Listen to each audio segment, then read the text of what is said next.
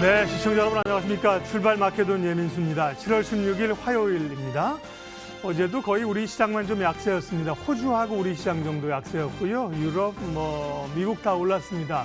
중국도 2분기 성장률이 집계 이후에 최저치라고 6.2%로 나왔음에도 불구하고 올랐는데요. 우리만 여전히 약한 건 역시 일본의 수출 규제 관련된 얘기가 이제 화이트 리스트로 한 단계 더 발전할 수 있다는 가능성, 이런 게 부담이 되는 거죠. 그에 따른 영향들은 잠시 후에 자세히 알아보도록 하겠고요. 미국은 약세를 보이다가 소폭 상승세로 마감했는데 미국은 실적에 주목을 하고 있습니다. 미국도 지금은 최고치이긴 한데 실적에 대해서는 조금 떨고 있는 분위기이고요. 다만 JP모건에서는 S&P 500의 목표치를 3,200으로 올렸습니다. 지금 이제 3,000포인트를 돌파한 건데요. 추가적인 상승 가능성이 있다고 보는 거죠. 야간 선물은 0.02% 약보합으로 끝나서 우리 시장 오늘도 출발 자체가 시장 대응이 만만치 않아 보입니다. 말씀드린 일본의 수출 규제 영향 또 증시 대응 전략 포함해서 출발 마케돈 일부 지금부터 이야기 시작하겠습니다.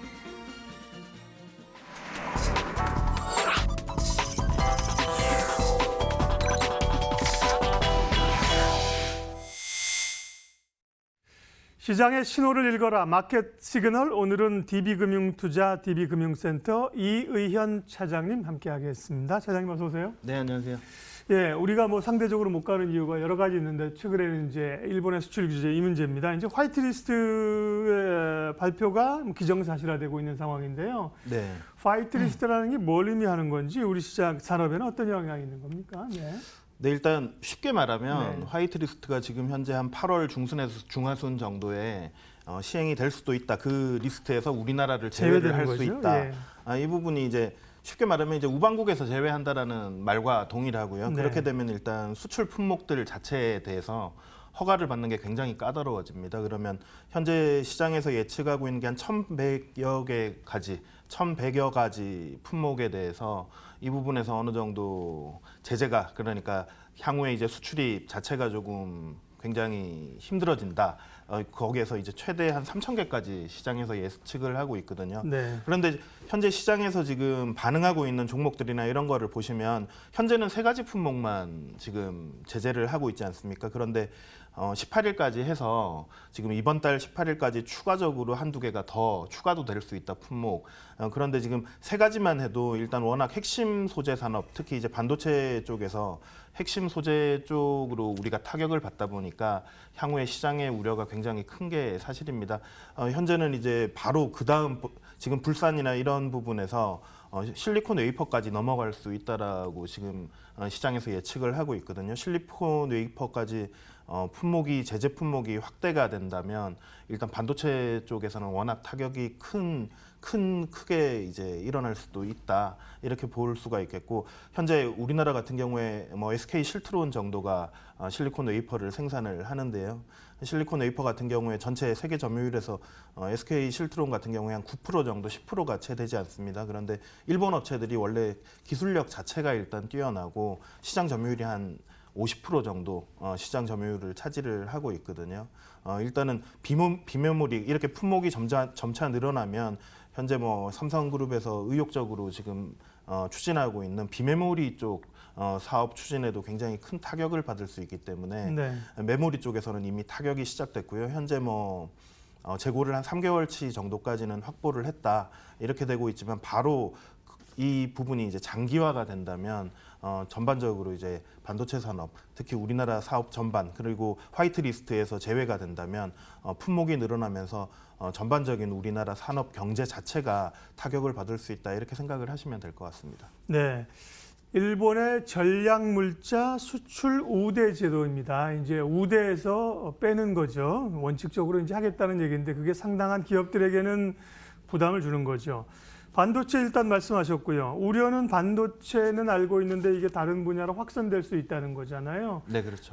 분야가 지금 700개, 1000개, 3000개 얘기하는 건 물론 너무 이제 사실은 막 얘기하는 바가 있어서 네. 근거 없는 공포심을 가질 필요는 없는데요.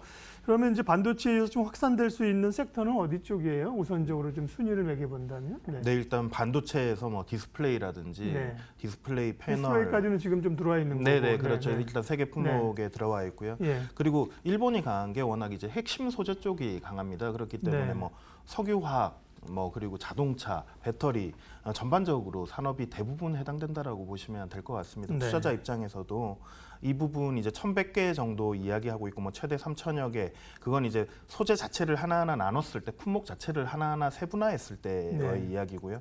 일단 전반적으로 1,100여 가지를 생각하면 대부분 뭐 포함되지 않는 산업이 없다라고 보시는 게 타당할 것 같습니다. 네, 반도체 디스플레이에서 이제 전자, 통신, 지금 말씀하신 화학 이런 쪽으로 1,100개, 뭐 최대 2,000개, 3,000개도 얘기하는데 상장 기업이 2,000개인데 뭐 1,100개 영향이 있고 3,000개 있으면 뭐 다 다 영향이 해당된다라고 있는 거죠. 예. 이렇게 그러니까, 보시는 게 맞죠. 뭐 숫자에만 이제 연연할 건 아닌 것 같고요. 조금만 더 들어가면요, 차장님. 소재주 같은 경우는 뭐 후성이라든지 강세를 네. 또 나타냈잖아요. 네, 그런 동진 뭐- 세미캠. 그러니까 동진세인캠이나 SK 머티리얼스도 강했고 그런 종목들은 오히려 사태가 악화되면 좀 노려볼 만한 종목들로 들어갈 수 있나요? 네, 아니면 좀- 일단 뭐 네. 어저께 가장 강하게 움직였던 후성을 말씀을 네. 드릴게요. 후성 같은 경우에 이제 불산 쪽으로 바로 핵심 기술을 가지고 있는데 이게 국산화, 지금 일본 정도의 기술력을 가진 국산화가 되려면 한 1, 2년은 기다려야 되거든요. 네. 그렇기 때문에 당장 뭐 실적에 지금 현재는 뭐 투자 심리 이 부분에 대한 반사 심리가 이제 기대감이 기대감으로, 투자 예. 네, 상한가까지 밀어 올렸다라고 보시면 될 것 같고요. 당장 이제 이게 실적으로 반영이 돼야 되는데 이 부분은 조금 시일이 필요하기 때문에 지나친 이제 추격 매수라든지 네. 여기에서 이제 큰 욕심을 부리시면 좀 이제 낭패를 한번 겪으실 수가 있다, 이렇게 말씀드릴 수 있겠고, 아까 전에도 말씀드렸지만 현재 문재인 대통령이 어저께 이 부분에 대해서 적극 대응을 주문을 네. 하고 일본을 어느 정도 비난을 하고 있고, 그리고 참의원 선거가 21일 날 있잖아요. 그렇기 때문에 이게 전반적으로 계속 다음 달까지, 최소 다음 달 정도까지는 조금 이제 더 상황이 악화될 수 있다, 이렇게 보셔야 될 것 같은데, 그렇게 되면 이 단기적인 투자 심리로 인해서 여기에서 반사적으로 뭐 신성통상이라든지 네. 의류나 뭐 이런 쪽에서 애국심을 자극하는 테마라든지 이쪽이 전반적으로 변동성이 높아질 수는 있습니다. 그리고 단기 상승 모멘텀을 가질 수는 있는데 지나친 추격 매수나 이 부분은 서로 말 한마디로 변동성이 굉장히 커질 수가 있습니다. 뭐 등락을 반복을 할 수 있기 때문에 공격적인 매수나 뭐 지나친 욕심을 부리시는 거는 조금 무리가 있다, 이렇게 말씀드리겠습니다. 네. 파이트리스트 얘기는 뭐 그 정도 하죠. 어제 서울시가 박원순 시장이 자전거길을 아주 뭐 획기적으로 자전거 하이웨이를 만들겠다를 얘기를 하면서 자전거 관련주들, 삼천리 자전거, 알톤 스포츠들이 강세를 나타냈습니다. 사실 자전거 관련주들이 며칠 전부터 움직였어요. 네. 그렇잖아요. 뭐 네. 좀 알고 있었다는 얘기도 될 수 있거든요. 네. 근데 어떻게 될까요, 앞으로는요? 네. 네, 일단 어저께 같은 경우에 삼천리 자전거가 가장 크게 움직였고, 삼천리 자전거야 뭐 우리나라에서 점유율이 1위이기 때문에 이 부분에서 충분히 수혜를 받을 수 있다. 네. 그리고 알톤 스포츠도 뭐 핵심 이 자전거 부품들을 생산하는 기업이니까 실제로 이제 이 부분이 이제 실적으로 반영되는 기대감, 그리고 지금 박원순 시장이 말한 게 지금 이르면 내년부터 이제 시행을 어느 정도 하겠다 이거거든요. 이 부분이 뭐 차 없는 거리, 그리고 차 없는 다리, 뭐 잠수교라든지 광진교라든지 뭐 이런 쪽으로 해서 전반적으로 이제 뭐 클린 에너지 이쪽으로도 좀 연결되고 있습니다. 최근에 보면 뭐 박원순 시장 같은 경우에 뭐 잠재적인 대선 후보기 때문에 네. 이런 부분에서 최근에 뭐 이낙연 총리라든지 요건 좀 이야기가 빠지는 이야기입니다만 뭐 여기에서 조금 어느 정도 관심도가 조금 떨어지면서 인지도나 이런 부분이 이번에 새롭게 이제 아젠다를 하나 가지고 나오신 것 같은데요. 뭐 일단은 기업 실적적으로 실제로 내년에 시행을 한다면, 바로 시행이 된다면 충분히 뭐 실적적으로 수익을 얻을 수가 있기 때문에 실적에 반영되는 그런 큰 이슈이기 때문에 이런 부분에서 상당 부분 기대감이 조금 더 단기적으로 일어날 수가 있고요. 일단은 다만 이제 여기에 굉장히 반대하는 쪽도 많거든요. 이게 뭐 이른바 도로 위에 또 자전거 도로를 만들고, 네. 그리고 현재 같은 경우에 차도를 3단으로 나눈다라는 거거든요. 그러니까 보행자 차로, 그리고 자전거 차로, 그리고 그 일반 자동차가 지나가는 차로는 하나 정도 줄이는 방향으로 현재 계획이 되고 있거든요. 이런 부분이 바로 시행되는 게 과연 이르면 내년부터 이게 시행이 될 수가 있겠냐. 그리고 여기에서 지금 가장 이제 크게 내세우고 있는 게 강남에서 이제 서울 사대문 도심 안으로 가는 게 한 30분 정도 자전거로 가능하다. 이렇게 만들려면 현재 가지고 있는 인프라 지금도 뭐 교통 체증이 심한데요. 여기에서 바로 이렇게 시행이 내년부터 가능하냐 이 부분은 주가가 계속 지속적으로 상승하기에는 좀 무리가 있다. 아까 전에도 말씀드렸지만 뭐 후성이나 이런 섹터들과 마찬가지로 현재 자전거 섹터들도 급등락을 조금 반복할 수 있는 그렇게 보시는 게 맞을 것 같습니다. 우리 이 의원 차장님은 상당히 펀더멘털리스트시군요. 사실 주가라고 하는 게 초반에 사실 기대로 가지 않습니까? 네, 나중에 그렇죠. 이제 그게 물론 이제 실현이 되고는 다른 문제입니다. 또 다른 네네. 문제인데요. 예, 그때까지 이제 시간이 필요하고, 그러니까 이제 단기적인 대응 위주로, 그 이제 뉴스 모멘텀에는 단기적인 모멘텀으로 대응하는 게 좋겠다는 말씀이시고요. 말씀하신 박원순 시장도 이제 잠재 대권 주자고 내년에 이제 총선이 있고 이제 슬슬 대권 주자들이 움직이기 시작하니까 뭔가 좀 얘기가 또 좀 나올 수 있겠습니다. 지난주에 자전거주들이 그러니까 느닷없이 움직이더라고요. 이게 네, 뭔가 했는데 거래량이 어느 네, 정도 조금 지나고 움직이는 나니까 모습. 무슨 뭐 내부 정보 유출인지 아닌지는 잘 모르겠으나 어쨌든 간에 누군가는 좀 알고서 관심이 있었다는 얘기가 지나고 나니까 좀 확인이 되는 겁니다. 화학 섹터에도 좀 변화가 있는데 롯데케미칼과 GS에너지가 힘을 합쳐서 8천억 원을 투자해서 대형 석유화학 사업에 투자한다. 이미 화학 사업들 하고 있는 거잖아요. 이건 무슨 의미일까요? 네. 네, 섹터가 좀 일단 다른 건가요? 네. 이거는 좀 시간이 더 걸리는 겁니다. 네. 최근에 이제 화학업종 섹터들이 굉장히 안 좋았습니다. 최근에 이제 정유 섹터부터 해서 정제 마진이 조금 올라오기는 했지만 뭐 네. 한 달 새 정도에 올라오기는 했지만 전반적으로 2분기 실적이라든지 3분기까지 실적 모멘텀이 거의 없다라고 보시는 게 맞고 지금 GS 에너지와 지금 합작사를 설립하려고 하는 롯데케미칼이 지분을 51% 가진다라는 거거든요. 네. 롯데케미칼 주가 같은 경우에 이번 뉴스가 나오면서 어저께는 뭐 생각보다 강한 반등을 하락하다가 이제 반등을 보이기는 했지만 전반적으로 주가가 신저가 영역으로 계속 가고 있었거든요. 그만큼 이제 업황이 안 좋은 상황에서 어느 정도 합종 연행이라고 보시면 될 것 같고요. 일단 합작사 규모가 2023년에 이제 설립을 하는데요. 그 전에 이제 한 8천억 정도 이렇게 투입을 해서 현재 목표가 이제 2023년도에 정확하게 안착을 한다면 매출은 한 1조 규모를 예측을 하고 있고요. 영업이익은 한 1,000억 정도. 그리고 직접 고용이 거의 8,000명에 가까울 정도로 7,700명 현재 뭐 계획을 발표를 했는데요. 뭐 비스페놀 이쪽으로 생산을 합니다. 시포유 같은 경우 이쪽으로 제품이 만들어내는 게 뭐 인조 대리석이라든지 뭐 이런 쪽을 생산을 하는 업체를 만드는데 현재 이제 롯데케미칼이나 GS 에너지가 얻을 수 있는 건 무엇이냐면요. 일단 규모의 경제 그리고 안정적인 거래처를 확보할 수 있다 보니까 그리고 GS 같은 경우에는 이쪽에 정유사가 있다 보니까 제품 원재료 공급이 굉장히 원활하거든요. 그렇기 때문에 서로 규모의 경제 그리고 가격 경쟁력을 이룰 수 있다 이렇게 생각을 하시면 될 것 같고 역으로 말하면 아까 전에도 말씀드렸지만 최근 업황이 너무 좋지 않습니다. 그렇기 때문에 점차 이런 쪽으로 사업 포트폴리오를 다각화하고 그리고 안정적인 거래처를 얻으려고 하는 움직임은 화학 뭐 그리고 정유 이쪽에서 계속 일어날 그러니까 이제 신호탄이라고 보시는 게 맞을 것 같아요.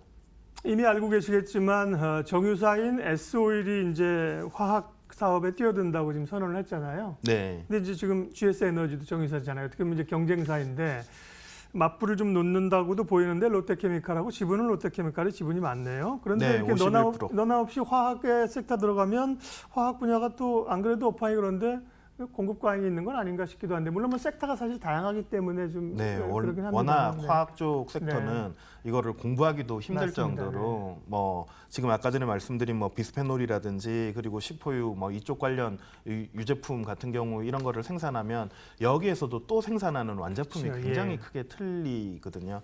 그렇기 때문에 어느 정도 뭐 이쪽에서 투자를 이루어지는 것 자체가 아주 세부적으로 들어간다기보다 그리고 네. 워낙 광범위하게 사용이 되는 거기 때문에 이런 부분에서는 이쪽 초기에 이제 사업 계획을 이렇게 할 때도 면밀하게 이제 시장 조사라든지 향후 수요에 대해서 어느 정도 조사가 됐다라고 보시는 예. 게 맞을 것 같고요.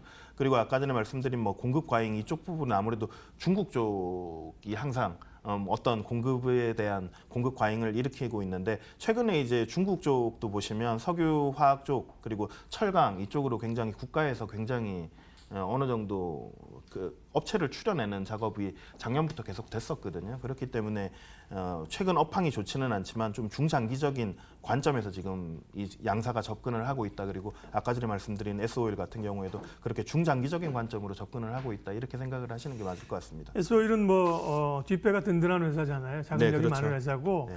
이 새로 만드는 공장도 보니까 롯데케미칼 여수 공장 내에 짓네요. 그러니까 네네. 이제 롯데케미칼이 중심이 되고 GS가 좀 돈을 대면서 함께 시설을 확장하는 그런 합종 연행이다 이렇게 봐야 될 것 같습니다. 예.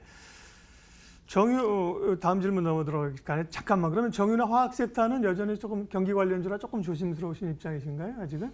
네, 일단 네네. 2분기 실적이 좀 전에 말씀드렸지만 너무 일단 좋지가 아직 안 않고요. 좋아서. 지금 업황 자체도 좋지가 않기 때문에 여기에서 뭐 매수를 하신다 그래도 굉장히 중장기적인 그리고 지금 금방 소개시켜드린 합작사 같은 경우에도 네. 2023년도에 2023 이제 계획대로 모든 게 진행이 된다면 네, 네. 그렇기 때문에 지금 당장 실적에 영향을 미치는 이슈가 아닙니다. 그렇기 때문에 뭐 조금 시한을 두고 분할 매수 관점으로 접근을 하시는 게 좋을 것 같습니다. 실적 정도는 확인을 하시고요. 일단 3분기까지 바로 어느 정도 턴어라운드가 3분기에 일어날 걸로 지금 보고 있거든요. 그렇기 때문에 조심스러운 접근을 권해드리겠습니다. 예, 알겠습니다. 시장 전반적인 전략을 좀 마무리하겠습니다. 우리가 뭐 가뜩이나 좀 약한 상황이고요. 바이오 같은 경우는 뭐 여전히 좀 흘러내리는 그런 형국입니다. 시장 대응 전략 관심 섹터는요? 네, 어저께 움직임을 보면 뭐 소폭이긴 하지만 외국인 기관 매수가 들어오기는 했습니다. 그런데 여기서 조금 거시적인 부분에 대해서 이제 실적적인 부분에 대해서 일단 지수 자체가 이제 실적의 합이라고 보셔야 될 것 같은데요. 일단은 우리나라 실적 전망, 2분기 실적 전망이 너무 좋지 않습니다. 미국 같은 경우에 연일 신고가를 갱신을 하는 게 전년 동기 대비해서 2.6% 정도 현재 시장 예측치 컨센서스가 2.6% 정도 하향할 걸로 보고 있거든요. 그런데 네. 우리 시장 같은 경우에 삼성전자가 잠정 실적을 발표했지만 일단 반토막 한 50% 정도 감익된 실적을 발표를 했고요. 확정치가 나와봐야 알겠지만 일단 6조 5천억 정도 나왔는데 그 외에도 SK 하이닉스 같은 경우는 80% 정도 감익이 되고 있거든요. 그리고 시장 전체 지금 FN 가이드 기준으로 해서 한 41% 전년 동기 대비해서 한 41% 정도 감익되고 있습니다. 전년 동기 대비해서 예측치가. 그렇기 때문에 실적이 워낙 따라오지 않는 상황이기 때문에 그리고 아까 전에 말씀드린 뭐 일본 수출 규제 이런 부분 이슈도 이제 투자 펀더멘탈 투자 심리에 굉장히 악영향을 미치고 있기 때문에 이런 부분에서 조금 관망세 그리고 현금을 보유하는 전략으로 가야 하지 않나 이렇게 말씀드릴 수 있겠습니다. 네. 오늘 마켓 시그널 DB금융투자 이의연 차장님 함께했습니다. 저희는 뭐 질문은 질문일 뿐, 네, 질문과 상관없이 깊이 좀 들어가면서 여러 가지 여쭤봤는데 아주 뭐 준비한 것처럼 답변을 잘 하셨습니다. 예, 시간 내주셔서 고맙습니다, 차장님. 네, 감사합니다.